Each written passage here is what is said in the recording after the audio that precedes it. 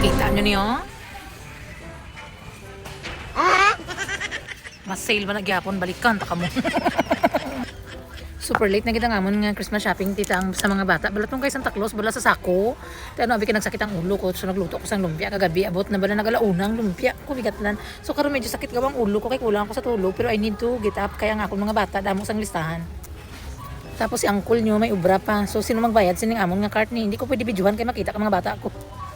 Wala nyo nga mga followers mo namon. Sila galantaw sila sa video namon. So kung makita nila ni nga nag-shopping kami ni daddy nila, mabalaan nila nga kami ang Santa Claus. So it means, kabalo naman ko nga ang bata ko nga panganay, kabalo naman. Pero si Astrid ya, alam ko ba umlong kanyang mga pantasya.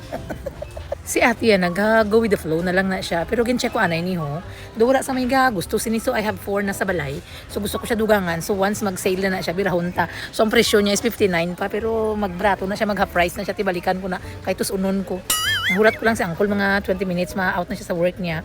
So ako wala akong ligo, pero fresh naka-filter lang gamay. Pero kontra ko gibra sa tanan ng galibot-libot, galingin yun ang ulo ko sinante. Pero yun na pang survey ko lang atong mga baraklon ko for mag-special na sila pa para next year, para bungbang ako na decoration day, para hindi kita mapirdi sa mga kapitbahay natin day, dapat mamakal kita sa mga nagmi. Nang basta ng barato lang. Pagtapos sa Pasko day sa 26 kay tawag diri sa amon ano man na siya Boxing Day. Hindi yung sumbaganay, yung Boxing Day yung mga barato days balahaw so pamaklo nato na siya o mga tagdos pero daw imposible nga magtagdos na. Bigat lang.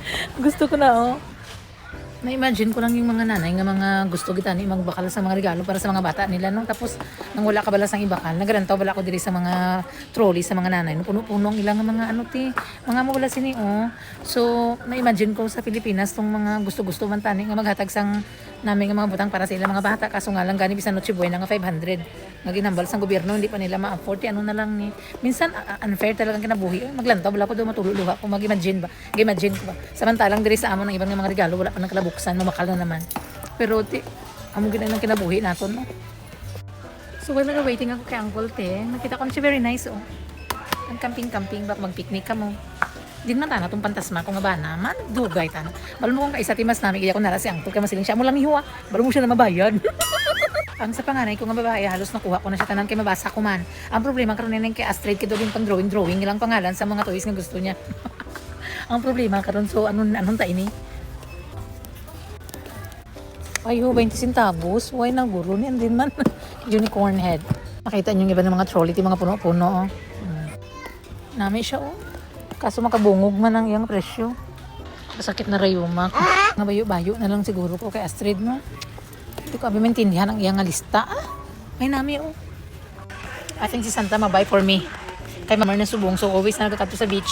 So para lagyan ng mga bata ba? Or this one siguro. Tapos ngayon pwede na siya i-add ng mga bulsa-bulsa tiyo. Okay na, layas ta na.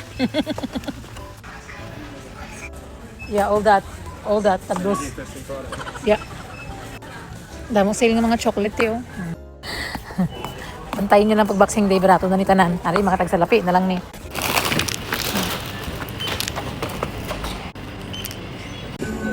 Gutom-gutom na gito, mahigop na lang ko diyan ay sabaw. Wala si Ate San Duty. Ato sila sa balay. Kung mapuli pa ko pag abot ko to karon sakit na ulo ko. I'm sure panos na naman tong kanon namon. Kay bala mo summer diri ka panos ang kanon dali-dali. Namin diri sa ambiance do makalipay bala. May libre ko nga mo ni kay balan mo nanay ko ni Celeste charot.